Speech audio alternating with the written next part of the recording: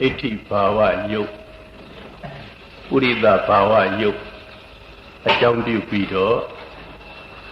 The Loka Lung Pipian Nibu Lu Loka Nan Loka Trasan Loka Dia dan Pipian Nija Di Bawa Yuk Chao The Lau Tadi Kau Ne Bawa Yuku Indriya Pisi Lu Kaya Hora Mamugu Indri Lu Da Hora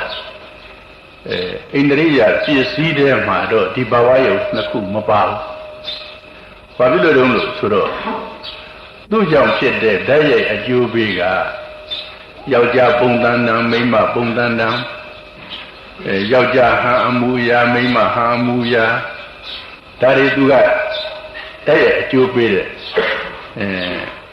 Dayari Tira Eri Ajubiga Mamang Jimbu Yau Ja Piet Be Me Daka Daka Meimalu Meimaya Amuya Riga Sini Bian Yo Meima Piet Be Me Lu Janjan Dandan Yau Ja Amuya Abyo So Ane Thai Piet Ne Bian Yo Eri Tu Ajuga Mati Chalu Indriya Pisi De Mado Turu Napa Mapahu Tira Ku Buddha Taya Horo Mude Pisi Sure Taya Rita Deja Raji De Mati Chalu Si Di Pisi De Mapahu Amadang Loga Jima Tinshani De Bawayo Nakuha Indriya Pisi De Mabada Da Tadi Tada Aya Buddha Taya Amadang Deja De Di Patam Pisi Ha Along Go Deja De The Pioni De Chang Yari Pony Let them be Mohu Among Go The Chini De Chang Yari Pony and Tayaro Aya Pioni Pit Tira Manedunga The Pawayo Nakuja The Kaya Alando Yamajita Ma The Loga Alaibo De Swellania did it. The Debian Yaja Meima Mabioba The Paramisian said the Amusami Yadoria along me. For our own Yazaga, do Paya Lombo, Swellan Lageta. The Swellan Mugado, Tayago, a Yepa Mugado, Taga, Tozan Chen Lu, Tavado. Eddie a Yepa Lonlomu, they can need Swellan Matoya. They got me swelling like the Bapia Dwar. May Jadu Jade, Trasan Pit do Pit there, Pay Dapit do Pit there. Edaga Pay Joya. Dilo Majoya, Durogong, Pipase, Durogong Pion, Jusa Java. Do the name of Quedaya me, Quedeca, Gugane, Gudwaya me, Taha, Emadango, did Nenegaga, Sosoga, Vincent Taya Bade. Tila we do Sonya Bame, Anisa Mamere, they go to Sinza Taya Bame, Bebawa Mama, Mameru, Tamiobi, Tamio Pioni Jaya, the Suda Sinza Bame, Sinza Taya Bame. Dayoni, Swellande, a town Swellande, a bango, Maswellande, Suluga, Mapipu, Eddie, a Swellan Yorda. They got near the Swellan Maneo, and Sozoga. Kakwagali, Kakwagali. The Lone Bido, the Yagaliga. Now got Lightning Yapad. Any day I'm level, Dana Maswamu. The Pila Swande, Bawana Swande. Daya Puniga, the Batambisi Hoyaga. Loga Jamia, the Somzone Hobide at Chema. The Bawana Mabalu Mapibabu Puniga. A Bavana will have Pony Sadway Bido Hoya Bame, Yaku Zana Bisigo, Pony and a Biobime, Zana Bisigo, Buddha Nyaswaga, Sanenga Ni Zaninga Navado di Sana Tambio the Ganan Zanin Tambio Pigundo, Damana Satayadu Alagam, Damamotana Nanto Zana Tambio Bisido Jom, Pigundo. Rubana Sasiza Yudu Alagam Sana Bisi na Zana Bisi Ada Divi, Bisi Yo Jizu Beauty Hodi P. The Buddha Naswaga, Bisi and Lady Zama, Koda Mutavade. Dahago, she's here on Yaga. Ponido, she's here on Yaga, Madame Atagata, Siadi Dega Sabido, she's here on Yaga, Eminent news here, don't they? Sana Sode Sagaga, Suzu say, shoot it. Sama me long hope. Me being Suzu say, Sama Jayo no Magabu, Jabi and Suzu say, shoot. Sama to a young Magabu, Willow Chi and Suzu say, shoot. Sai below tea, the Luhamu. The Zana Bisi at Tadiga. Yo, me, young Jayo, Gray, young name Magabu. Suzu say, go, shoot that the seated. Dago Ubama Bello Viaja, don't look through. The Bembo, my dead daughter, Duga. So a minute ago. Bello he, Benny and Bello he, Duga Mimi. Oga Ludego, Diloption, Delomini, how do they go? Pure. Don't more dead daughter, Duga. Don't boy out lay, a mianga, Jezali, don't boy out lay, a mianga, Chijelali. How do they go? Pure. Yere Bello seen the Benrega Bello G. Gown near Rene. How do they go? 2 million on Pure. 2 shoe the shoe on Pure. That is Zana Badiga level. Is Zanaga, with the Wisara, BD Tuka, Egagada look. Nava see saying a Nava for it. The Gudo Bemale see there, Agudo Bemale see there. Payahana said there can Abdagama level shoes, I see there. Oh, neighbor no me shoe, below Payahana like that. They below suicide. That on the Bibbin tongue, my dead Duga, Alu, Shuja, you're the gate, look. The widow Wisara started saying a Navaga, do not shimbe shit, don't you dare go. Shoe, don't shoot the low shoe, so suicide the low side. The car, to Rojam shit, the citizens yoga. Those suicide and the Yamatinoga, and Power Embassy. Don't shoot the low Bedinoga, Mashu that be met. And don't lead any and don't shoot that Ayoma. Then no less I never see, look, Mapiolo, you're the gate, look. Bambio the other go shoes it that party. Mimi do less shoot them. Bambio the other go let shoes it that so that party goes. Sana Bisilu, Corelu. She's the Adam Yaga. Sana Bisayo, the Ben, Dongu, the duty. How do Abiodi, Lado. Nabayo Nam Bahazan Shuza the Jim who do daddy dupin. Jesu Dado Zanga Nava Bisidiadi. Ati Bogo Dadawa Dunga Mano. They are the water Tinsha Sibadi Daga. Idi Ido. Ordin down the venue Danyando Dapin. Uzwa Yana Bibi Malayan. Yala Wene, Dizido Mudadom Yaswapeago. Wanda mi go no to Muang Bundo Maye, Simon Tomana, Panano Jo Leo Moye, Shiko, Gadova Ipea.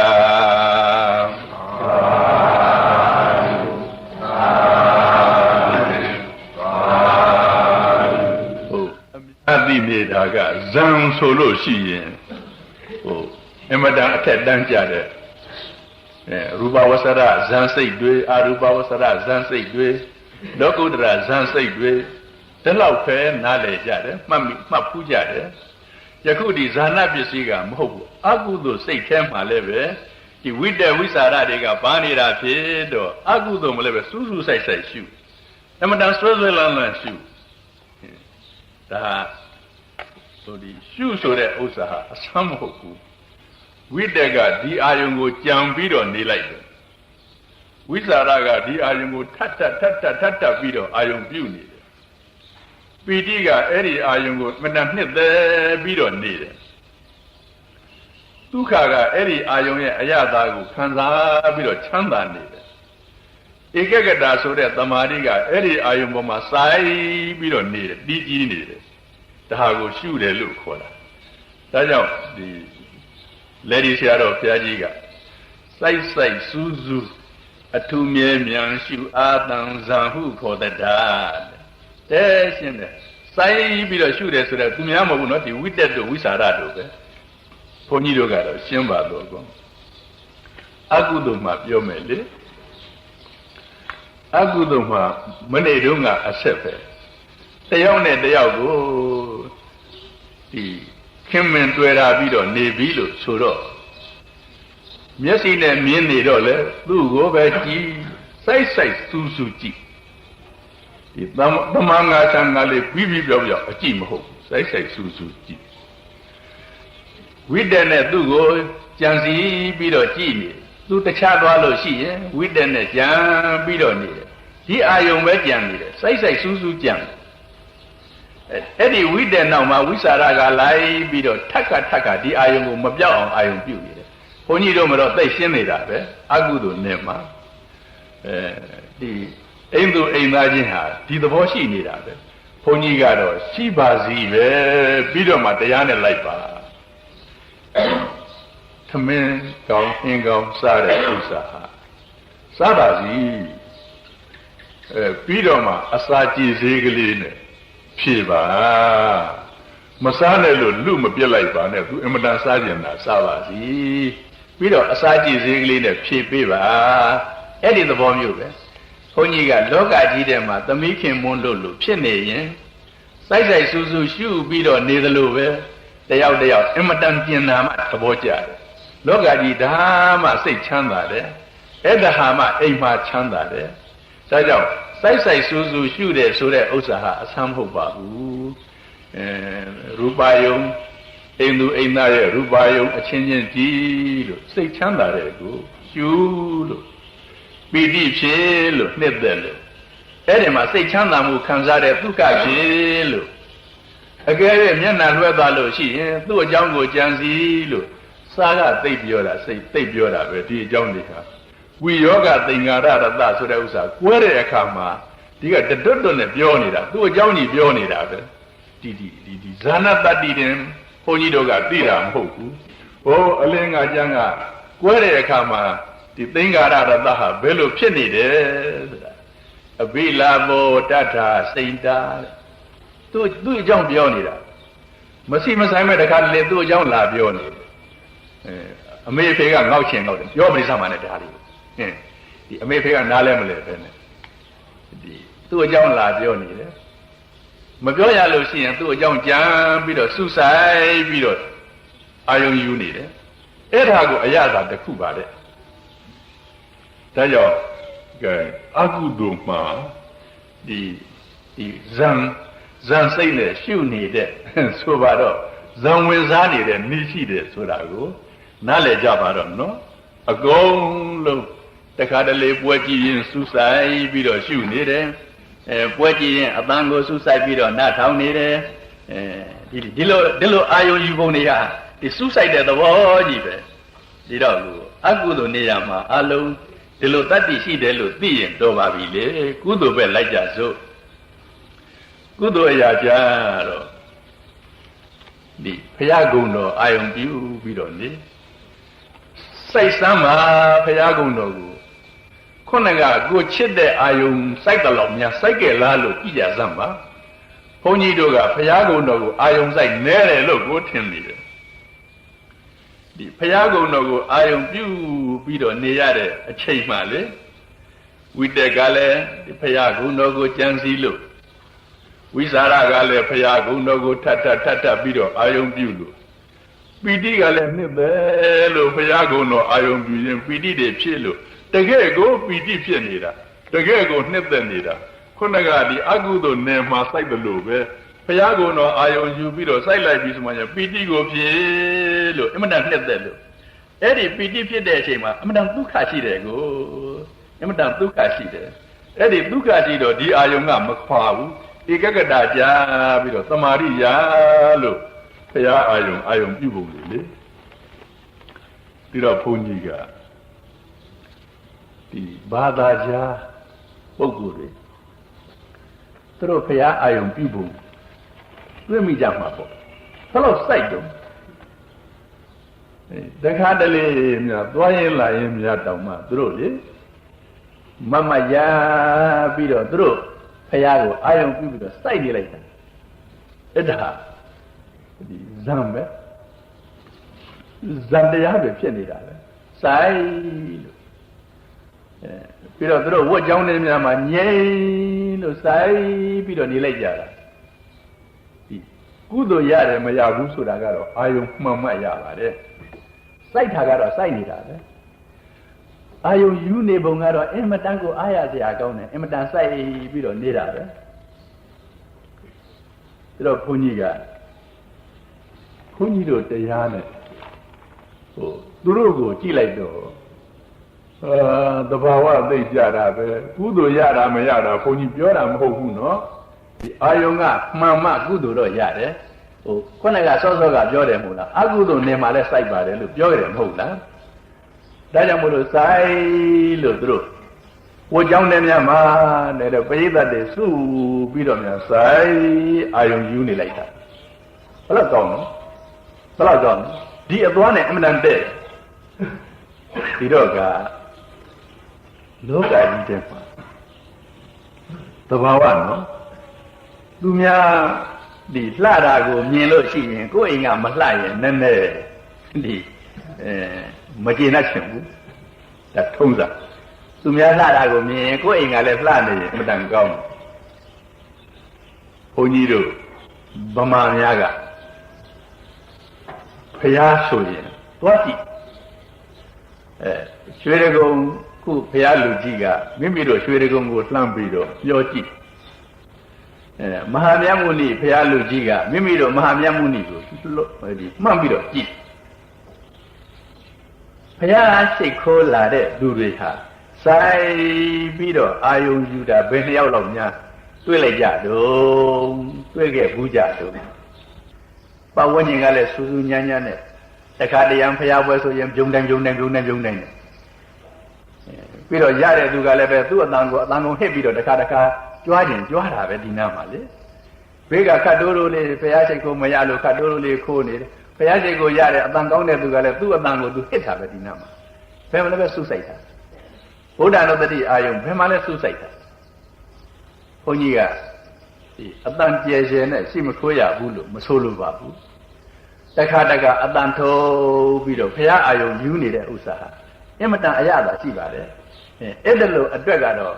အတန်လဲထုတ်ရင်စိတ်ကလည်းစိုက်ရင်အရသာကိုရှိလို့ပီတိကိုဖြည့်လို့ဘုရားကုံတော်တွေယောပြီးတော့အတန်ကျဲခြင်းဒါကတိတ်ဆိတ်တဲ့ကိုယ်အိမ်မှာမျိုးတိတ်ဆိတ်တဲ့ဘုရားရှေ့တော်မှာမျိုး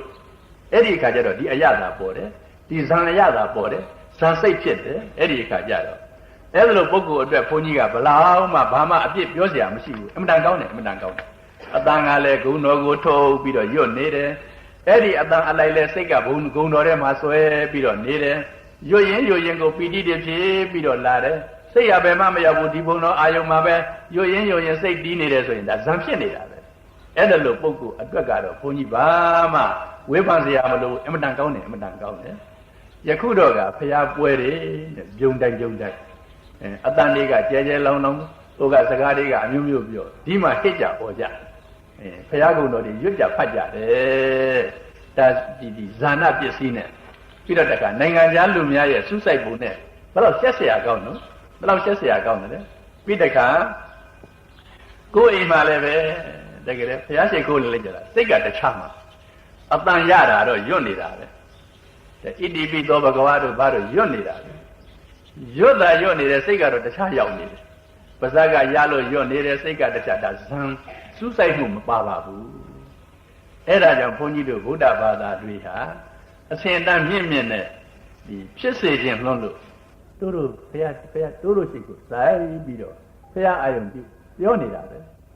ဇိုင်းပြီးတော့ဘုရားအာယုံပြီးအတန်ရှိကိုလို့ရှိရင်အမှန်ကောင်းတဲ့သူကတို့အတန်ကောင်းတဲ့သူကဘေးကကြားလို့ရှိရင်သာယာနာပြောပွဲရှိအောင်တို့ကလေးရွတ်စမ်းကောင်းတယ်အဲ့ဒါကဒီလိုဒီစူးစူးညံဘုရားရှိခိုးနီးတို့ကတော့သဘာဝသိမကြပါဘူးနည်းနည်းပါအကျိုးရှိတယ်ကတော့ထားပါတော့အကျိုးလုံးတော့မဆုတ်ယုတ်ပါဘူးဒါမှမဟုတ်ဇာနာပစ္စည်းဖြစ်လာအောင်စူးစိုက်တဲ့အနေမျိုးရောက်မနှဲကြည့်စဉ်းစားရပါလိမ့်မယ်တခါဘုန်းကြီးတို့ဗုဒ္ဓဘာသာကဒီဖရာအာယုံပြုတဲ့နေရာမှာသာအစူးစိုက်နေတာမဟုတ်ဘူးမေတ္တာပို့ကြပြီပါဇက်ကအဝေရာဟွန်တုအပြာပိစာဟွန်တုစိတ်ကတခြားရောက်နေပါဇက်ကကြံပါကြပါစေချမ်းသာကြပါစေဆိုပေမဲ့စိတ်ကတခြားရောက်နေမစူးစိုက်ဘူးအများနဲ့ရောပြီးတော့တံပြန်ရင်ဒီမှာမေတ္တာပို့ရတာကတော့ထားပါတော့ပေါ့ တရားတဲ့သံဃာတော်တစ်ပါးတဲ့မေတ္တာပို့လို့ရှိရင်ဒီနှုတ်ကလေးလှုပ်တယ်ရှိရင်ကလေးလှုပ်ဒါမှမဟုတ်မလှုပ်ဖက်နေအရှိရမှနေကြတဲ့တတ္တဝါတွေစိတ်ကအာယုံပြုပြီးတော့ကျမ်းမာကြပါစေချမ်းသာကြပါစေစိတ်ကအာယုံပြုပြီးတော့ရွတ်ပြန်လို့ရှိရင်လေတိုးတိုးကလေးရွတ်ပြီးတော့စူးဆိုင်လို့ဒါမှမေတ္တာဇံဖြစ်တယ်မေတ္တာကာမဝဆရဇံနော်ဟိုဒီရူပအရူပဇံမျိုးမဟုတ်သေးဘူးမေတ္တာကာမဝဆရဇံဖြစ်တယ်ဒါလိုပဲတောင်ဘက်ကိုအာယုံပြုလိုက်တယ်ဆိုလို့ရှိရင်တောင်ဘက်ကိုစိတ်ကဆိုင်လို့တောင်ဘက်ရမှရှိကြတဲ့တတ္တဝါများကျမ်းမာကြပါစေချမ်းသာကြပါစေအဲ့လိုပေါ့အရာ10မျက်နှာစုဆိုင်ပြီးတော့အာယုံပြုရပါတယ်ဒီအဝေရာဝန္တုစသည်အပြင်အကျယ်ကြီးရောပြီးတော့စိတ်မပတပါနဲ့မေတ္တာပို့တာကတော့မေတ္တာကိုမဟုတ်ပါဘူးစုဆိုင်မှုဆိုတာအဝေးကြီးမေတ္တာကိုမဖြစ်ပါဘူးဒီတာမန်ကလေးဖြစ်ရင်တာမန်ကလေးဖြစ်မယ်နည်းနည်းကလေးဖြစ်မယ်ဒီစူးစိုက်တာမဟုတ်လို့မို့လေးလေးပင်ပင်မေတ္တာမျိုးမဖြစ်ပါဘူးဒါလေးကိုဒီနားလဲစေခြင်းတယ်လေဘုန်းကြီးတို့တရားတော်ကအင်မတန်တိကျရဲ့သားနဲ့လူတွေကဒီတိတိကျကျမလိုက်နိုင်လို့မို့ဘုန်းကြီးတို့တရားတော်ကိုအထင်သေးလို့အဲ့လိုဖြစ်နေလို့မို့ဘုန်းကြီးကနေရာတိုင်းတိတိကျကျလိုက်ကြစမ်းပါတိတိကျကျလိုက်ကြစမ်းပါ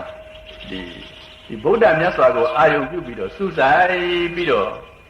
ဒီတရားရသွားတဲ့ပုဂ္ဂိုလ်တွေရှိပါတယ်တခါတုန်းကမထီတပါဒီဗုဒ္ဓမြတ်စွာပြိဋိဘံစံပြီးပြီနော်ခုအချိန်မျိုးလိုပဲစေရီတော်ကိုတမျက်စိလှဲလို့စေရီရင်ပြင်းတော့ခုအချိန်လိုပေါ့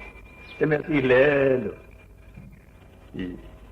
စေရီရင်ပြင်းတော့ပတ်ဝန်းကျင်မှာသဲတွေခင်းပြီးတော့ထားတော့တမျက်စိလှဲပြီးတော့ကြည့်လိုက်တော့သဲတွေကဖြူဖြူဖွေးဖွေးနဲ့စိတ်ကြည်နူးတာလေအဲ့ဒီတင်သူဘုရားအာယုံပြုပြီးသက်တော်ထင်ရှားဘုရားအစစ်ကိုအာယုံပြုပြီးစေတီတော်မှာရှိတဲ့ဓာတ်တော်ကအခြေခံပြီးတော့သက်တော်ထင်ရှားဘုရားကိုအာယုံပြုပြီးအလုံးလုံးတာကစေတီတော်ရှိမှာစေတီတော်ကိုပူဇော်နေတာနော်စိတ်ကဘယ်ရောက်နေသလဲသက်တော်ထင်ရှားဗုဒ္ဓမြတ်စွာကိုရောက်နေပြီသိပြီးတော့တမာတိကြီးကြီးနဲ့ဧကဂတကြကြနဲ့ဇံဝင်စားသလိုစူးစိုက်ပြီးတော့နေတော့မှမာနက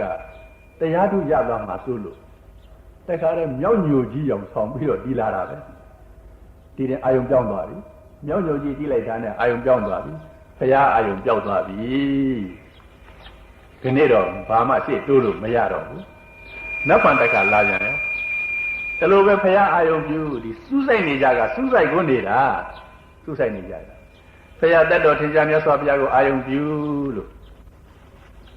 တော့ကြတော့မနကလာပြန်ပြီနွားအိုကြီးအောင်ဆောင်ပြီးတော့စေတီတော်အတဲ့လျှောက်သွားခဏသမာဓိပြက်ပြန်ပါပြီကြည်လားဓာတ်လောက်ကလေးနဲ့သမာဓိပြက်တယ်နော်ဒီဘုရားလူကြီးတွေရဲ့ဘုံတိုင်းကတော့မပြောနဲ့တော့အဲ့ဒါလောက်ကလေးသမာဓိပြက်လို့မို့ရှေ့တွတ်တယ်လို့မရပါဘူးတဲ့နောက်တကတတ္တိယနေ့ကြတော့ခြေတော့ခွင်ခွင်နဲ့အယုတ်ဆိုးလူတယောက်ကဒီထက်လျှောက်လာပြန်တယ်သမာဓိပြက်အောင်လုပ်နေတာ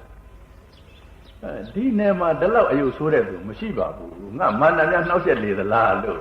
မထေမြတ်ကစဉ်းစားတော့မှဟုတ်ပြီမာနတောက်ချင်တူတဲ့အသင်မာနလားလို့ဆိုတော့မလိမ့်ပါဘူးမှုသားတော့မပြောဘူးစိတ်နှောက်ရက်တာပဲဟုတ်တယ်တဲ့သူကစိတ်မဆိုးဘူးအသင်မာနဟာစိတ်တကူကြည့်တာပဲဟိုငါလိုလေဗုဒ္ဓမြတ်စွာရဲ့ပုံတော်ဖန်ဆင်းပြစမ်းပါအကုန်တူအောင်တော့မဖန်ဆင်းနိုင်ဘူးအတော်တော့တူပါလေကောင်းပြီအတော်တူဖန်ဆင်းပြစမ်းပါလို့ဆိုတော့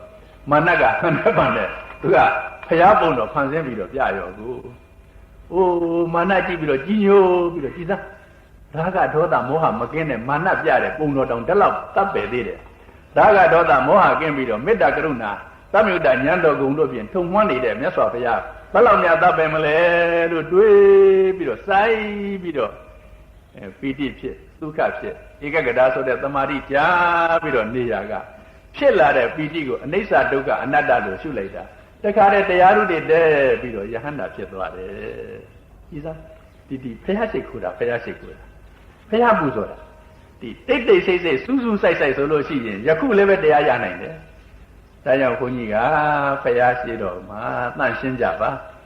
တိတ်စိတ်ကြပါမိမိရဲ့အိမ်မှာဖះကိုပူဇော်လို့ရှိရင် ရှုပ်ရှုပ်ပွေးပွေးနဲ့မပူဇော်ပဲနဲ့သမ်းသမ်းရှင်းရှင်းနဲ့တက်တော်ရှင်ဘုရားရှိမှမိမိရောက်နေတယ်လို့အတိပူဇော်လိုက်ကြစမ်းပါအင်မတန်ကောင်းပါတယ်လို့တိခါတုန်းကလည်းဓမ္မသောကမင်းကြီးဗုဒ္ဓဘာသာဖြစ်ပြီးတော့ဒီဘုရားကြည်ညိုတဲ့ကိစ္စကအမျိုးမျိုးသောနည်းနဲ့ကြည်ညိုတာကြည်ကျင်လိုက်တာတက်တော်ရှင်ဘုရားကိုတွေ့ကျင်လိုက်တာသူတို့ကဒီနောက်မှကြည်ညိုရတာဖြစ်တော့ဘုရားအစ်စ်ကိုမတွေ့လိုက်ရလို့စိတ်ထဲမခံကြည့်မခံတာဖြစ်နေဒါနဲ့ဓမ္မသောကမင်းကတော့အထက်တယူဇနာအောက်တယူဇနာနိုင်တာမှုလို့အောက်တယူဇနာအတွင်းမှာနေတဲ့ကာလနဂါမင်းကိုခေါ်ရလာပါတယ်အသင်ဖះကိုမြင်မှုလိုက်တယ်လို့ပြောတယ်မြင်မှုပါတယ်သူကကာလနဂါမင်းကတကဘာလုံးအသက်ရှည်တာပါကျုပ်ကိုဗုဒ္ဓမြတ်စွာရဲ့ရုပ်ပုံတော်ဖန်ဆင်းပြသမ်းပါလို့ဆိုတော့ဒီသာဇပလင်ပေါ်မှာဖြည့်ပြူအောင်မှာကာလနဂါမင်းကိုတင်ပြီးတော့ပူဇော်ပြီးတော့ဗုဒ္ဓမြတ်စွာရဲ့ရုပ်ပုံတော်ဖန်ဆင်းပါလို့တောင်းပန်တော့မှာကာလနဂါမင်းကဖန်ဆင်းပြလိုက်တာစိတ်တပ်ပဲတာပဲတဲ့အဲ့ဒီမှာလေရှင်မြင်းကြီးဟာဝမ်းမြောက်ဝမ်းသာပီတိတွေဖြစ်ပြီးတော့ပူဇော်ရပါတယ်ဒီစားအစောကပြန်ခုနှစ်လုံးလုံးမျက်လုံးနဲ့ကြည်နေတာပဲလို့ပြောတယ်ဒီတော့ဘုန်းကြီးတို့ရှေးကသူတော်ကောင်းတွေဗုဒ္ဓပူဇော်နေချာအမတန်သိကြပါတယ်တမတန်မှစူးစိုက်ပါတယ်တခါဓမ္မသောကမင်းရဲ့မိဖုရားအတ္တန္တိမိတ်တာဒီကုသိုလ်လိမ္မာတဲ့သူတွေဟာဘဝသံဃာကလည်းလိမ္မာလာတယ်အကျိုးပေးတော့လည်းလိမ္မာတယ်အတ္တန္တိမိတ်တာဆိုတဲ့မိဖုရားကဒီဖုရားအတန်တော်ကြားကျင်လိုက်တာမကြားရဘူးရဟန်းတော်များကိုလျှောက်တယ်ဖုရားအတန်တော့ကောင်းတဲ့အတန်များဘယ်မှာရှိပါလဲကရဝိငှက်မင်းများရဲ့အတန်တော့ပြင်ဖုရားအတန်နဲ့မှန်းလို့မျှော်လို့ရလာအောင်ကောင်းပါလေလို့ပြောတော့ဒီဓမ္မသောကမင်းကြီးပဲပူဇော်တာပဲပူဇာတာပဲကရဝိငှက်ရဲ့အတန်ကိုနားထောင်မြင်ပါတယ်လို့ဆိုတော့ဒီလောကကြီးဟာပေါ့လေဘုန်းကြီးတို့ကအကောင်းဘက်မှာလည်းပဲအလေးပေးတာအရေးပါတာကိုတွေ့တယ်ဒီမိဖုရားတယောက်ကဒီလောက်ဒီအာသာပြင်းထန်နေတယ်ဆိုလို့ရှိရင်မရအောင်ကြိုးစားရတယ်ဆရာကြိုးစားတော့ဆိုပါတော့ကရဝိငှက်ကိုကြပြီရတော့ကရဝိငှက်ကဒီနန်းတော်တဲ့ရောက်လာတော့အတန်မတွန့်ဘူးမမြည်ဘူးဘာဖြစ်လို့တယောက်တည်း၆ကပ်ဖြစ်နေတာကိုဒါနဲ့မို့လို့ပတ်ဝန်းကျင်ကမှန်တွေကိုအကာခိုင်းတယ်မှန်တွေအကာခိုင်းတော့တခါတည်းဒီကရဝိငှက်ကဝမ်းလာပြီးတော့မြူးပြီးတော့တွန်းလိုက်တာဟိုမိဖုရားနားထဲမှာသိပ်ပြီးတော့ကြည်နုသွားတာပဲဒီစားဒီလောဘဒေါသမကင်းတဲ့ကရဝိငှက်ရဲ့အတန်တောင်မှတလောက်သားရသေးတယ်မေတ္တာကရုဏာအဟုန်တွေထုံပြီးတော့တဏှာရာကလောဘဒေါသမောဟတွေကင်းနေတဲ့ဗုဒ္ဓမြတ်စွာရဲ့အတန်တော်ဟာဘယ်လောက်များသားရမလဲလို့တွေးပြီးတော့ပီတိဖြစ်ပြီးတော့စူးစိုက်ပြီးတော့ဇံဖြစ်နေတာကာမောစရဇံဖြစ်နေတက်ကတဲ့အဲ့ဒီဇံအစွမ်းကြောင့်လေရှေ့တက်ပြီးတော့တရားနှလုံးသွင်းလိုက်တာသောတာပန်ဖြစ်သွားတယ်သူတင်ဖြစ်တာမဟုတ်မောင်းမမိတ်တန်တွေကသောတာပန်ဖြစ်သွားတယ်ဒါတော့ဘုန်းကြီးတို့ကဒီမစူးစိုက်တဲ့အတွက်ကြောင့်အကျိုးရနေဘုံတွေစူးစိုက်တဲ့အတွက်ကြောင့်အကျိုးရများဘုံတွေကိုသိနေပြီမဟုတ်လားအဲ့လိုသိနေတာဖြစ်တော့စူးစူးစိုက်စိုက်ပဲရှုတာကိုဘုန်းကြီးကတိုက်တွန်းပါတယ်ကျောင်းတန်ဃာတွေရောဘုန်းကြီးတို့တရားဓမ္မတွေရောဖရာအာယုံကိုရတာကလေးဟစ်ပြီးတော့ရွတ်တဲ့အပြင်ရွတ်ချင်းရွတ်အောင်တော့ရွတ်တဲ့အပြင်စိုက်ပြီးတော့ရှုတဲ့နည်းကိုလည်းကြိုးစားကြပါကဲဗုဒ္ဓမြတ်စွာဗုဒ္ဓနုတ္တိအာယုံသာမဟုတ်သေးဘူးမေတ္တာပို့တော့လဲစိုက်ပြီးတော့ပို့ရပါလေတခါတော့ကဗုဒ္ဓမြတ်စွာကြွလာလို့ရှိရင်အလုံးမူကြီးမကြီးတွေကြွရမယ်လို့ဒီဝေသာလီပြည်မှာလို့ထင်တယ်မကြိုလို့ရှိရင်90တန်ခတ်မှာဆိုတော့အလုံးမူကြီးမကြီးတွေကြိုကြတယ်အဲ့ဒီထဲမှာရှင်အာနန္ဒာရဲ့လူတုံးကမိတ်ဆွေကလည်းပါလာနာမည်ဘုန်းကြီးတတိမရဘူးသင်တို့လူကြီးလူကောင်းတွေကဘုရားကြီးညိုတယ်ဆိုတာဝန်တာတယ်လို့ရှင်အာနန္ဒာပြောတော့ကိုတော့ကြီးညိုလို့မဟုတ်ဘူးကိုတော့မကြိုလို့ရှိရင်ဓာတ်90ဆိုလို့ဓာတ်ကမှဆိုတာနဲ့မို့လို့လိုက်လာတာ သိမချမ်းမသာဖြစ်ရှင်နာနာနောက်မြတ်စွာဘုရားသွားချက်မြတ်စွာဘုရားဒီလိုလူကြီးလူကောင်းနေရတယ်သာသနာတော်ကြီးညိုတယ်ဆိုရင်သူတို့မလည်းပဲအကျိုးမရောက်ပါဘူးသာသနာတော်လည်းအကျိုးများပါတယ်ခင်ဗျာကြီးညိုများကြီးညိုလို့ရှိရင်သိကောင်းမှာပဲလို့ဘုဒ္ဓမြတ်စွာကရှင်အာနန္ဒာကလျှောက်တော့ဘုဒ္ဓမြတ်စွာကမခက်ပါဘူးအာနန္ဒာလို့ဆိုပြီးတော့စိုက်ပြီးတော့မေတ္တာပို့တော်မူလိုက်တာနောက်ခုနကဒီဓာတ်ဟာပုံမှန်ဘယ်လိုရောက်သွားတယ်တော့ဘုန်းကြီးမပြောတတ်ဘူးပေါ့ခုနကအမတက်ခက်လက်တော့ဖျားပဲမလို့ဖျားမယ်ပဲလို့ဒီနွားကလေးအမေတောက်တာလိုက်ရှာတယ်လို့ပဲဖျားပဲမလို့ဗုဒ္ဓပဲမလို့လိုက်ရှာတာအဲ့တော့ကြီးညိုလာတယ်စူးစိုက်ပြီးတော့ပို့တဲ့မေတ္တာတရားသဖြင့်နော်တော်ကြဒီလိုစူးစိုက်ပြီးတော့ပို့တဲ့မေတ္တာမဟုတ်ဘဲနဲ့ကိုယ်တစုံတစ်ခုလိုချင်လို့ပို့တဲ့မေတ္တာကတော့ဟန့်ကိုမဟန့်ပါဘူးဘုန်းကြီးအခုကမှနေတော့ကညကြမေတ္တာပို့ဆုံးခံသွားတဲ့လမ်းကိုမေတ္တာပို့ဆုံးခံသွားတဲ့လမ်းမေတ္တာပို့တော့နတ်ဘက်ငါကြတော့မေတ္တာပို့တဲ့လမ်းကအင်္ဂလိပ်ပါလေးလောင်းလိုက်လို့ရှိရင်ငါမေတ္တာနည်းနည်းစူးသားပဲလို့သဘောကျနတ်ဘက်ငါညလည်းမေတ္တာပို့တယ်အဲ့ဒီမနေ့ကခင်းလောင်းတဲ့အိမ်ကပဲကြော့ဆုံးပါလို့ဆိုတော့ငါမေတ္တာကရိုးတာမဟုတ်ဘူးခင်းလို့ရင်လို့ပို့တဲ့မေတ္တာငါမေတ္တာဘယ်စူးလိုက်မတုံးလို့အဲ့လိုဘုန်းကြီးမှာဖြစ်ခဲ့ရဘူးတဲ့ဒါကြောင့်မို့လို့တစုံတစ်ခုလိုချင်လို့တော့မပို့ပါနဲ့တကယ်သူချမ်းသာစေခြင်းလို့ပို့တဲ့မေတ္တာကတော့ခုနကဗုဒ္ဓမြတ်စွာမေတ္တာကလေဒီနာလာဂိရိအဲ့ဒီပါလေဒီဆင်ကြီးဒနပါဠဆင်ကြီးအဲ့ဒီဆင်ကြီးကိုအရက်တိုက်ပြီးတော့လွတ်တဲ့အခါတုန်းကဒေဝဒရဲ့စကားနားထောင်တဲ့ဒီရှင်သိန်းတွေကအရက်တိုက်ပြီးတော့လွတ်တဲ့အခါတုန်းကဆင်ကြီးကတကယ်တရှူးတို့ကိုပြေးလာတာရှင်အာနန္ဒာကမြတ်စွာဘုရားဆင်ကြီးလာပါတယ်နဲ့တဲ့အမတန်လျှောက်တိမ့်ဖို့ရှောင်ဖို့မြတ်စွာဘုရားကမတိမ့်တော့ရှင်အာနန္ဒာကရှေ့ကကာစီလို့အာနန္ဒာနေဘုရားမြတ်စွာကစိုက်ပြီးတော့ဒီဆင်ကြီးကိုမေတ္တာပို့နေတယ်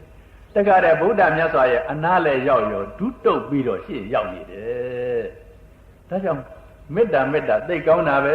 မေတ္တာသိကောင်းတာပဲလို့ဘုန်းကြီးကလေမေတ္တာပို့ကြပါကျောင်းကိုမေတ္တာပို့ကြပါအရာထဲကိုမေတ္တာပို့ကြပါဆွမ်းတကားဆွမ်းမများကိုမေတ္တာပို့ကြပါကိုကလိုချင်လို့မဟုတ်ဘူးလေသူတို့ကလောင်းတူနေပြီလေကျောင်းတကားကျောင်းမများကိုမေတ္တာပို့ကြပါကိုကလိုချင်လို့မဟုတ်ဘူးသူတို့ကပြုစုပြီးပြီလေအဲ့ဒါကြောင့်ကြမ်းမာကြပါစေချမ်းသာကြပါစေမေတ္တာပို့ရပါတယ်ပို့ခိုင်းပါတယ်ဘုန်းကြီးကဒါကြောင့်မေတ္တာဟာစူးစူးဆိုင်ပို့လို့ရှိရင်အမတ္တမကောင်းတယ်တခါတုန်းကဘုရားမြတ်စွာကဒီကောတံပိပိကြွလာတယ်အဲ့ဒီအချိန်မှာဘုရားမြတ်စွာကိုရံဘက်လုံနေတဲ့မိဖုရားမာဂန္ဒီဆိုတာကရှိတယ်မာဂန္ဒီရံဘက်လုံတာကလည်းသူအပြိုဘဝတုန်းကသူခမည်းတော်ကဘုရားမြတ်စွာနဲ့လက်ထပ်ဖို့ရန်ကြောက်တော့ဘုရားမြတ်စွာကမလိုခြင်းယုံနေမကဘူးအတုပတရားတွေဟောလွှတ်လိုက်လို့မလိုခြင်းဘူးပေါ့ဘာဘယ်နဲ့ညံ့နေအတုပတွေဟောရမလားဆိုပြီးတော့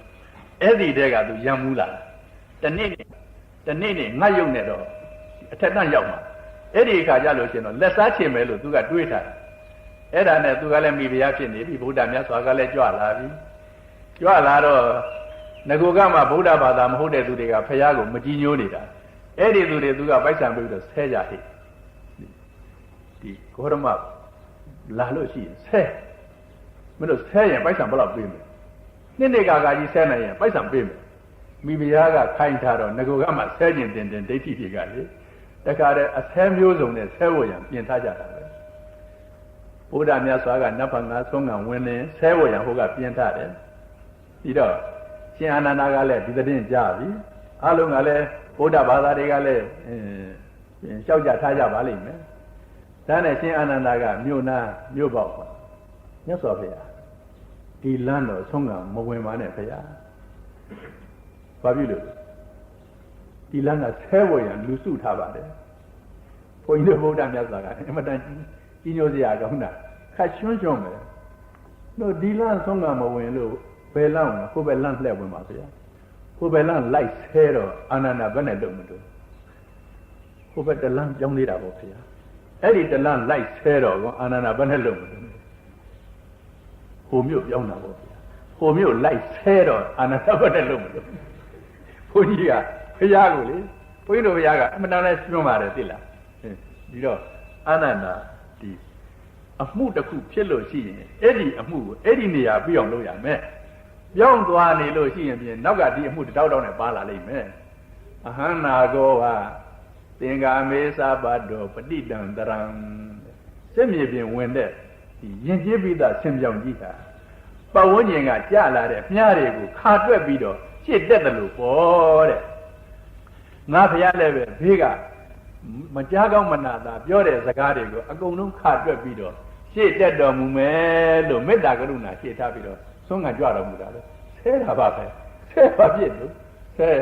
တဲ့သူကဆဲဆုံးလုံးတဲ့သူကလောက်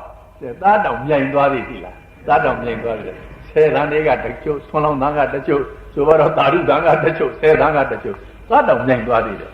အဲ့ဒါကြောင့်ဘုရားမြတ်စွာကမေတ္တာကရုဏာကိုအမြဲသုံးတော်မူပါတယ်ဒါကြောင့်ဒီမေတ္တာပို့တဲ့ဥစ္စာဟာတယောက်တည်းပြင်အကျဲကြီးဟစ်ပြီးတော့ပို့မနေပါနဲ့စူးစူးဆိုင်ဆိုင်ရှူပြီးတော့ဒီကဇံဖြစ်အောင်လေမေတ္တာပို့လိုက်ကြစမ်းပါအဲ့ဒီနီးလည်းပဲဘုရားဘာသာမဟုတ်တဲ့သူများကမေတ္တာပို့ကြဆိုလို့ရှိရင်တိတ်လို့ငြိမ်လို့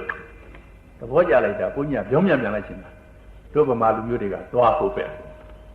အဲ့ဒီလူတွေကလာတို့ဘက်ကိုတို့ဗုဒ္ဓဘာသာပဲငြိမ်လို့သူတို့ကမေတ္တာပို့နေလိုက်ကြတာတခါတုန်းကများ400လောက်စီးဝေးနေတယ်တုတ်မှမလှုပ်ဘူးတဲ့ငြိမ်လို့သူတို့အာယုံနဲ့သူတို့ယူနေကြတယ်မေတ္တာပို့ကြစို့ဆိုလို့ရှိရင်မေတ္တာပို့ပြီးတော့ငြိမ်နေကြတယ်ဒီကဘုရားတရားကြီးတွေရဲ့ဘုရားလူကြီးတွေရဲ့ဘုရားဝိုင်းနေမှာတော့ဝုန်းတိုင်းကြကမေတ္တာပို့တဲ့သူတွေကလည်းမေတ္တာပို့ကြရွတ်တဲ့သူတွေကလည်းရွတ်ကြဆွမ်းတော်တင်တဲ့သူတွေကလည်းဆွမ်းတော်တင်ကြဆွမ်းတော်ကောက်တဲ့သူတွေကလည်းဆွမ်းတော်ကောက်ကြနေရှုံးလို့ဒီတော့ဘုန်းကြီးတို့ရဲ့အကောင်းတွေကိုဘယ်ကယူနေကြတုံးဆိုတော့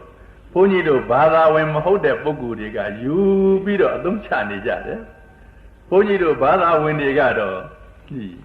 မိမိတို့ဟာမိမိတို့ဟုတ်လာပြီလို့ထင်ပြီးတော့ဘယ်နဲ့ကြောင့်ဒီလိုကြမ်းကြမ်းတမ်းတမ်းအတန်တွေနဲ့ဒီဘာသာရေးကိစ္စကိုအသုံးချနေကြတယ်လေသိစဉ်းစားစရာကောင်းပါတယ်တခါဒီမေတ္တာပို့တာသာမဟုတ်ဘူးဘုန်းကြီးတို့ဒီဘုဒ္ဓနုတ္တိမေတ္တာအတုပဘာဝနာလဲဇံလိုပဲစိုက်ပြီးတော့ရှုလိုက်လို့ရှိရင်လေတကယ့်ကိုတရားပေါက်တယ်တခါတုန်းကယဟန်တော်ကလေးတစ်ပါးနဲ့ကိုရင်တစ်ပါးတပူခုတ်တောတဲ့သွားကြတပူခုတ်တောတဲ့သွားတော့ကိုရင်ကလေးကလမ်းကဖယ်ပြီးတော့တနေရာသွားလိုက်တော့အတုပအလောင်းကောင်တွေ့ထားရှူလို့ငကိုလည်းဒီတရားနဲ့နေတဲ့ကိုရင်ကိုရှူပြီးတော့နေရာကသောတာပန်ဖြစ်လိုက်တယ်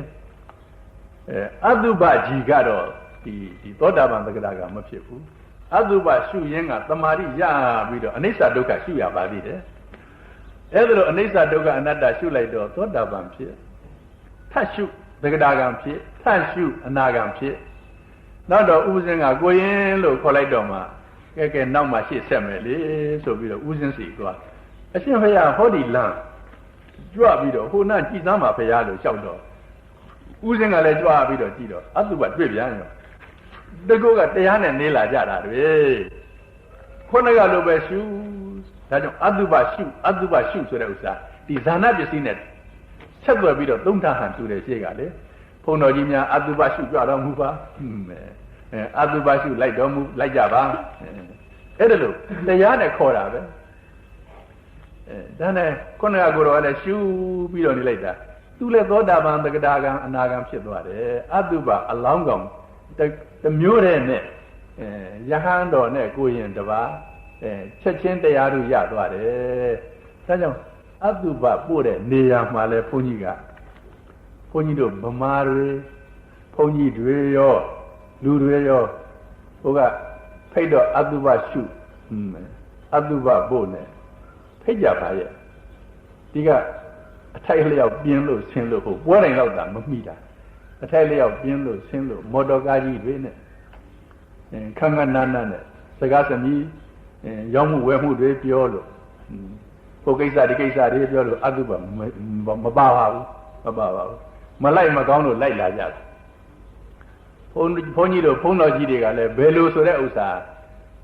သုတ်တန်သွားပြီးတော့ကြည်ကြပေါ့လေဘုန်းကြီးကဘာမှပြောနေဖို့မလိုပါဘူးပြီးတော့ဒီဘုန်းကြီးတို့ရဲ့အတုပရှုကလည်းအတုပဘာဝနာကတကယ်ရှုရင်တကယ်ကိုတရားရလောက်တဲ့ဥစ္စာကိုအတုပကိုတကယ်မရှုဘဲနဲ့ခုနကလိုဝိจิตတန်းကြီးရှုပြီးတော့နေကြတဲ့အတွက်ဘာမှအကျိုးမရတဲ့အပြင်နိုင်ငံခြားကဘာသာခြားကလူတွေကလာပြီးအတုပကိုငြိမ့်သိစိတ်လို့အဝတ်များတောင်မှအတုပအဝတ်ကိုတစ်မျိုးဝလို့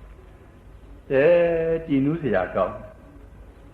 ဒီအတုပရှုလို့တွေးလို့ငါတို့လည်းဒီလိုသိရအောင်မဲဆိုတဲ့အတွေးမျိုးဖြစ်ကောင်းဖြစ်လိမ့်မယ်တွေးလို့ဗုဒ္ဓဘာသာဆိုတဲ့သူတွေကဆရာတရားကဒီလောက်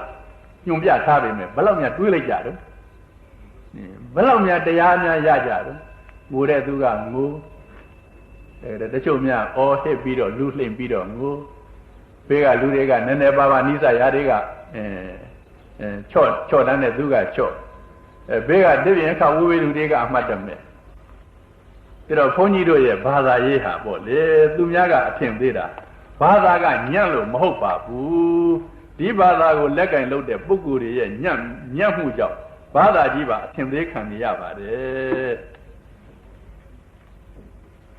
ဒီအတုပအပြင်မရဏနုတ္တိအတုပနဲ့ဆဲပြီးတော့အတုပသွားတယ်ဆိုလို့ရှိရင်ဇာတိဓမ္မောသရာဓမ္မောဗျာတိဓမ္မောသဟံတတာငါလည်းသူ့လိုပဲသိရအောင်မယ်သူတို့လိုပဲအိုးရနားရအောင်မယ်တဲ့သူတို့ရဲ့ဖြစ်တဲ့အဖြစ်တွေကိုကိုယ်ခန္ဓာကိုယ်ပေါ်မှာရောက်အောင်သွင်းယူရပါတယ်အဲ့ဒီသွင်းယူလိုက်တော့ဘာတုံးလို့ဆိုတော့မနေ့တုန်းကပြောခဲ့တဲ့ချစ်ခင်မှုတဏှာရာဂတွေဟာရော့သွားပြီးတော့သေဂန်ဤခွဲတဲ့အခါကျတော့တော်တော်လေးလွယ်ကူခွဲနိုင်ပါတယ်ဒါကြောင့်မရဏတတိသေမှုကိုလည်းအောက်မေ့ရပါတယ်သေတာတွေကိုကြည့်ပြီးတော့ငါနှင်းရွယ်သူငါအောင်လူကြည်သူသေကြများလာပြီတရားတော်အတိုင်းမဟာကဏ္ဍအောင်ဆရာတော်တို့လက်ထက်ကစားပြီးတော့သုံးဆွဲတော်မူလာကြတယ်ငါနှင်းရွယ်သူငါနဲ့အရွယ်သူတွေလည်းသေကြပြီဒါမရဏဆိုင်ရာကြလို့ရှိရင်ဒါတွေးရတယ်ယခုသေးတဲ့သူကငါတဲ့ဘယ်လောက်ကြီးတယ်ယခုသေးတဲ့သူကငါနဲ့ရွယ်သူဖြစ်တယ်ယခုဆုံးတဲ့သူကငါအောင်ငဲတယ်ငါနဲ့ရွယ်သူငါအောင်လူကြည်သူသေကြများလာပြီခဏမစဲအိုးစမြဲကိုလည်းသေပဲနီးခဲ့ပြီနဲ့တွေးပြီးတော့စိုက်ပြီးတော့ငါလည်းကြီးလာပြီကြီးသားခုသေးတဲ့သူကငါနဲ့ဘယ်လောက်သာကွာတယ်ငါလည်းမသိနိုင်ဘူးခုကျမ်းမှာနေပေမဲ့လို့နောက်တည့်မပြောနိုင်ဘူးသေးစရာတွေကများလိုက်တာဣဇေဝကိစ္စံအာတဗံကောဇိညာမရဏံသူဝေနတ်ဖာမှာသိမယ်လို့ဘယ်လိုသိနိုင်လို့နာဟိနောသင်္ကရန္ဒေနမဟာသေနေနမစ္ဆုနာသိမင်းနဲ့လေဒီတိုက်ခိုက်ယူလို့လည်းသိမင်းကိုမနိုင်နိုင်ဘူးလက်ဆောင်တစိုးထိုးလို့လည်းသိမင်းကရမှာမဟုတ်ဘူးချောပြီးတော့ချောလို့လည်းမရဘူးဒီတော့ကဒီသိမင်းကဘယ်နဲ့မှမတတ်နိုင်တော့စောစီစီကသိမင်းမလာခင်သိမင်းကလက်မဥအောင်မိမိကကြိုးစားပြီးတော့သိရအောင်မယ်ငါနဲ့ရွယ်သူငါအောက်လူကြည်သူသေကြများလှပြီနဲ့အဲ့ဒါလိုပေါ့လေတဲ့တွေးလို့အတုပပို့ရတယ်ဆိုလို့ရှိရင်လည်းပဲဒါတွေးလို့ငြိမ်းလို့ဖြစ်နိုင်လို့ရှိရင်ချီကျင်လိုက်ပြီးတော့အကုန်လုံးပေါ့လေတချို့ကယထာနဲ့ကားနဲ့တချို့ကချီကျင်တို့တော့မကောင်းသိမဝဲလို့ရှိရင်ဘယ်ကဘယ်အထိတော့ယထာနဲ့ပေါ့ဘယ်ကြတော့ချီကျင်လိုက်ပြီးတော့ဒါတွေးလို့ငြိမ်းလို့လမ်းသွားတာကညီကလေးသွားလို့နှစ်ယောက်တတွဲဖြစ်သုံးယောက်တတွဲဖြစ်ညီသွားလို့သိရအောင်မယ်သိခြင်းကိုဘယ်သူမှမလွန်နိုင်ဘူးလို့တွေးပြီးတော့မရဏနုတ္တိ အာယုံကိုပြုပြီးတော့နေလို့ရှိရင်လည်းပဲသူတရားပေါက်နိုင်တာပဲသောတာပန်သက္ကတာကံဖြစ်နိုင်တာပဲဒီနောက်နားကတဲ့ပြီးတော့အနိစ္စဒုက္ခအနတ္တသာရှုပြီးဒီသောတာပန်သက္ကတာကအနာဂံဖြစ်နိုင်တာပဲဒါကြောင့်ကမ္မထမ်းတွေပေါ်လွန်းလို့ခွန်ကြီးတို့ကဘုဒ္ဓနုတ္တိနဲ့လည်းခုနကတရားရသွားပြီနော်မေတ္တာနဲ့လည်းတရားရကြပြီနော်အတုပလည်းတရားရကြပြီနော်မရဏနုတ္တိနဲ့လည်းတရားရကြပြီအမတန်ထင်ရှားတဲ့ရှင်အာနန္ဒာရဲ့တရားဟာလေဘာမှခက်တာမဟုတ်ဘူးရှင်အာနန္ဒာ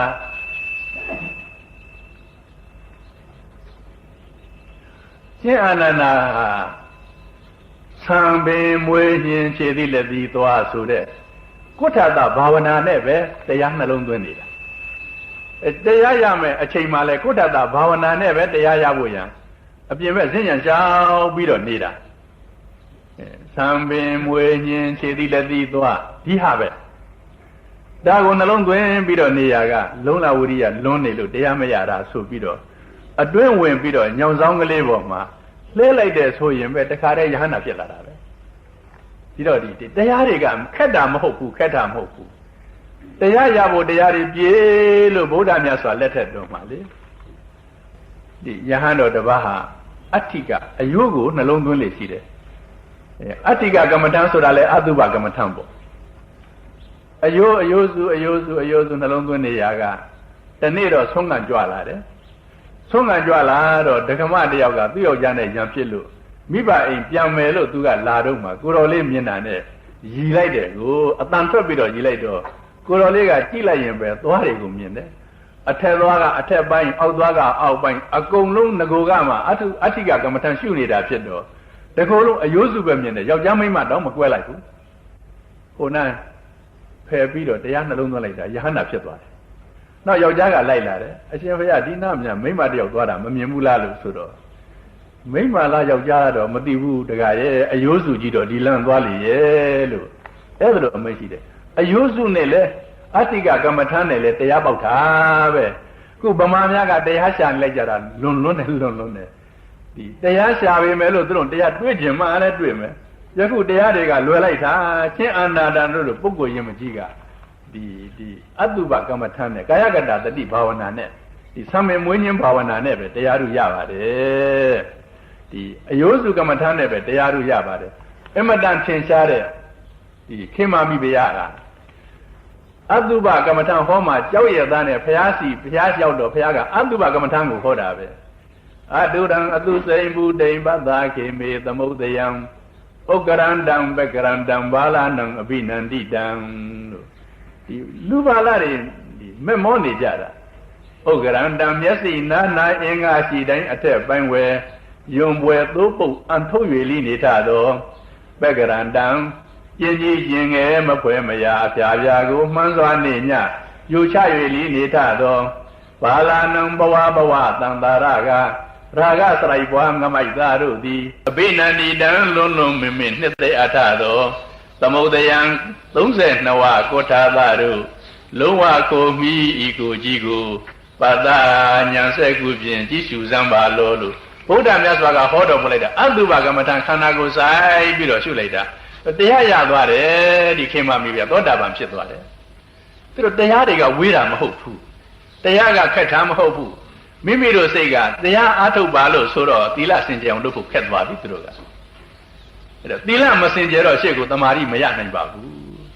သီလစင်ကြယ်တာကဘယ်လောက်စင်ကြယ်ရမတုံးလို့ဆိုတော့ဥပုသ်သီလတည်းမကဘူးဣန္ဒြိယသံဝရသီလဣန္ဒြေကိုထိန်းပြီးတော့မျက်စိနဲ့မြင်လဲပဲလောဘမဖြစ်ဒေါသမဖြစ်ဘယ်လောက်လှတာဖြစ်မျက်စိနဲ့မြင်လို့လောဘမဖြစ်ဒါကအလေးထားလုပ်ထားရတယ်ဘယ်လောက်အယုတ်ဆိုးတဲ့အာယုံကြီးတွေ့ဒေါသမဖြစ်နားနဲ့ကြားလဲလောဘမဖြစ်ဒေါသမဖြစ်ဒါကအလေးထားလုပ်ကိုနေရပါတယ်ဘုန်းကြီးကအရှင်ဘုရားဒီတရားဘယ်နှစ်ရက်လောက်များနဲ့ပေါ့အောင်ပေးနိုင်တော့ငါဘယ်နှစ်ရက်လောက်မှပေါ့အောင်မပေးနိုင်ဘူးဣန္ဒြိယသံဝရသီလက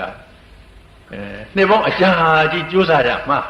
ဣန္ဒြိယသံဝရသီလလုံတော့ကမ္မထံကမခက်ပါဘူးကမ္မထံကလွယ်လေးရခက်နေတာကဣန္ဒြိယသံဝရသီလခက်နေတာသင်တို့ကကောင်းကောင်းလေးစားပြီးတော့ကမ္မထံအာထုတ်ခြင်းတယ်ကောင်းကောင်းလေးစားကြတဲ့ကိုကအဲ့ဒီမှာလောဘပါလာပြီ တင်းတို့ကကောင်းကောင်းလေးဝုတ်ပြီးတော့ကမ္မထာအထုတ်ခြင်းနဲ့ကောင်းကောင်းလေးဝုတ်ကြတဲ့ကိုကလောဘပါလာပြီမကောင်းတာများတွေ့လို့ရှိရင်ဒေါသဖြစ်နေပြီအဲ့ဒီတည်းကဒေါသအိန္ဒြေပြက်လို့မို့ဒီစက္ကုံတရေသောတိတရေတစ်ခုခုပြက်လို့မို့အိန္ဒြေသံဝရသီလပြက်သွားပြီအဲ့ဒီတော့သင်တို့ဟာတရားဒီနည်းနဲ့တရားအထုတ်လို့မရပါဘူးတက္ကမတရားအမှန်တန်နာမည်ကြီးနိုင်ငံခြားကတရားကျုပ်တို့တော့နည်းနည်းကလေးမှမလိမ့်ရလို့ရှိရင်တော့မနေတတ်ဘူးကမ္မထံကအထုတ်ရဲ့နည်းနည်းကလေးတော့လိမ့်လိုက်ရအောင်ပါလို့လိမ့်လို့သားလို့အနိစ္စဒုက္ခနဲ့ဘယ်နဲ့မှကမ္မထံမပေါက်နိုင်ပါဘူးအရှင်ဘုရားဝိသခါတို့တော့လွယ်လွယ်လေးနဲ့ကမ္မထံပေါက်ပါလားဒါကပါရမီကကဘာတသိန်းဖြည့်ပြီးသားဖြစ်တယ်ဝိသခါနဲ့ဆိုင်တဲ့အချိန်မှာဘုရားရှင်ကိုယ်တော်မြတ်ကတတ်တော်ထင်ရှားရှိတယ်အဲ့ဒါကတော့လူတယောက်အမွေရတယ်လို့ပေါ့တထေသတယောက်တထေအမွေရဖို့ဘာခက်တယ်သူကတထေသကိုတထေအမွေရတာပဲအဲ့ဒီသူတထေသတထေအမွေရတယ်လို့ငါတထေဖြစ်ခြင်းလို့ရှိရင်တော့တကြနှစ်ကြမူးဘဲကစပြီးတော့ဆုရပါလိမ့်မယ်အဲ့ဒါလို့ဆိုရင်အကြာကြီးကြပါတယ်ဒါကြောင့်ဝိသခါတို့တရားရတာတွေဘယ်နဲ့လုံးမတုံးတခါဝိသခါသောတာပန်ဖြစ်ရတဲ့ကြီးစားမအောင်သားသမီးတွေမွေးလိုက်တာ20တဲ့သူတို့ကအဲ့ဒီဟာတွေအားကြပြီးတော့မွေးမယ်ကြမ်းနေကြတာဒီတော့ဝိသခါကဝိသခါလမ်းနဲ့သွားတာမိမိတို့ကမိမိတို့သိသိမုစုပဲစုကဆုရမယ်တရားတွေအဲ့တော့အိန္ဒြိယသံဝရသီလမလုံးဘဲနဲ့ဘုန်းကြီးကတရားရလိမ့်မယ်လို့တော့ဘုံမခံနိုင်ပါဘူးဟုတ်တယ်အထုံပါယုံတော့ဖြစ်ပါလိမ့်မယ်ကဲဗုဒ္ဓမြတ်စွာရဲ့ဒီဇာဏပစ္စည်းကိုဟောရာကတရားတွေအမျိုးမျိုးပေါ်ပါတယ်လို့ဘုန်းကြီးပြောခဲ့ပြီနော်အမျိုးမျိုးပေါ်ပေမဲ့လို့လူတွေတရားမရတာကတော့အိန္ဒြိယသံဝရသီလကိုမထိညာလို့တရားမရတာဖြစ်တယ်ဒါကြောင့်ဗုဒ္ဓမြတ်စွာရဲ့သာဝကပြီးဗုဒ္ဓမြတ်စွာရဲ့သာသနာကြီးဂုဏ်ရှိစေလို့ဖြစ်ရင်တော့ဂုဏ်ရှိစေလို့တဲ့ဌာနရှိရင်တော့ဘယ်တရားမဆိုငြိမ်ငြိမ်သက်သက်စူးစူးဆိုင်ဆိုင်ရှုကြပါငြိမ်ငြိမ်သက်သက်စူးစူးဆိုင်ဆိုင်ရှုပြီးတော့အိန္ဒြိယသံဝရလုံလို့ရှိရင်ဖြင့်ယခုလည်းတရားရနိုင်ပါတယ်ကြောင်းနိုင်တွင်မှလည်းပဲစာအံပြီးတော့ဩကျဲနဲ့စာမေးပွဲဝင်ဖို့ရမကြိုးစားပါနဲ့ငြိမ်ငြိမ်သက်သက်နဲ့တရားနဲ့နေပြီးတော့သူတော်ကောင်းစစ်စစ်ဖြစ်အောင်ကြိုးစားကြပါအဲ့ဒါလို့ဆိုလို့ရှိရင်ဗုဒ္ဓသာသနာကိုအားပေးရလဲရောက်တယ်ဗုဒ္ဓမြတ်စွာကိုပူဇော်ရလဲရောက်တယ်ဒါလို့မဟုတ်လို့ရှိရင်မိမိတို့ကဗုဒ္ဓသာသနာထဲမှာနေပေမဲ့ဗုဒ္ဓသာသနာကိုထူထမ်းနေပေမဲ့အတွင်းကနေပြီးတော့သာသနာတော်ကိုဖျက်ရရောက်ပါတယ်အဲ့ဒါလို့ဖျက်ရမရောက်ဖို့ကြံဒီဇာနာပစ္စည်းအကြောင်းပြုပြီးတော့ကုသိုလ်ဇံတွေလည်းရှိတယ်အကုသိုလ်ဇံတွေလည်းရှိတယ်ယဟန္တာများနှလုံးသွင်းရတဲ့အဗျာဂတဇံတွေလည်းရှိတယ်ဆိုတာကိုသိပြီးတကားလားဗုဒ္ဓမြတ်စွာကိုနှစ်ကားကြီးယုံကြည်ပြီးတော့ကြိုးစားပြီးတော့ကိုယ်ဝယ်လိုက်ကြပါဘုရားစကားကိုဘုရားအာယုံပြုနှီးကစားပြီးတော့နားထောင်လိုက်ကြပါနာနပကာရဌာနာနိဘောဓိတာနိထမုနိနာအနန္တနယပါဌာနံဝန္ဒေအနန္တကောစရံပဋ္ဌာနဆိုတဲ့စကားကပကအမျိုးမျိုးအပြားပြားအများအပြားဌာနကအကြောင်းပစ္စည်းဒါကြောင့်ပါအမျိုးမျိုးအစာစာများသောဌာနအကြောင်းပစ္စည်းတွေကိုဟောတော်မူရာဖြစ်တဲ့ကျမ်းမို့လို့ဒီကျမ်းကိုပဋ္ဌာန်းကျမ်းလို့ခေါ်တယ်ဒီနီးတွေကအများကြီးရှိလို့မို့အနန္တနယပဋ္ဌာန်းလို့ခေါ်တယ်အဲ့ဒီပဋ္ဌာန်းကျမ်းကိုဒီပြင်ယဟန္တာကိုတော်မြတ်မကျက်စားနိုင်ဘူးဗုဒ္ဓမြတ်စွာစားပြီးတော့အနန္တဉာဏ်တော်နဲ့ကျက်စားမှရတဲ့တရားတော်ဖြစ်တယ်လို့ဘုန်းကြီးကဒီဂါထာကိုရေးထားပါတယ်နာနပကာရဌာနာနိဘောဓိတာနိထမုနိနာအနန္တနယပါဌာနံဝန္ဒေအနန္တကောစရံဣဋ္ဌာဤအနန္တနယသမန္တပဋ္ဌံကျမ်းမြတ်ယရနာဒေသနာတော်ကြီး၌မုနိနာမုနိတို့တင်ဘုရားရှင်သည်နာနပကာရဌာနာနိဟေတုအာရမဏစသည်အများပြအကြောင်းတရားတို့ကိုဘောဓိတာနိသဗ္ဗညုတာဉာဏ်တော်သာဖြင့်ဥစွာကြနာတည်ပြီးမှလျင်မြတ်လာဝေနေသိစေတော်မူခဲ့လေပြီအနန္တကောစရံအဆုံးမရှိကုန်အောင်သိသည်ဉာဏ်တော်ဤသာအကျက်စားရာဖြစ်တော်မူသောတံအနန္တနယပဋ္ဌာနံမြားမြုံပေါ်ရဲ့နီးဆုံးကြွယ်သာကြီးကျယ်မြင့်မောထိုပဋ္ဌာန်းဒေသနာတော်ကြီးကိုဝန်နေတသက်တခါကြုံခဲ့စွာဖြင့်ကျုံလာသည့်ခိုက်ဥဖြင့်တိုက်၍ နှစ်ချိုင်လာစွာရှိခိုးကြောပါဤဖရာ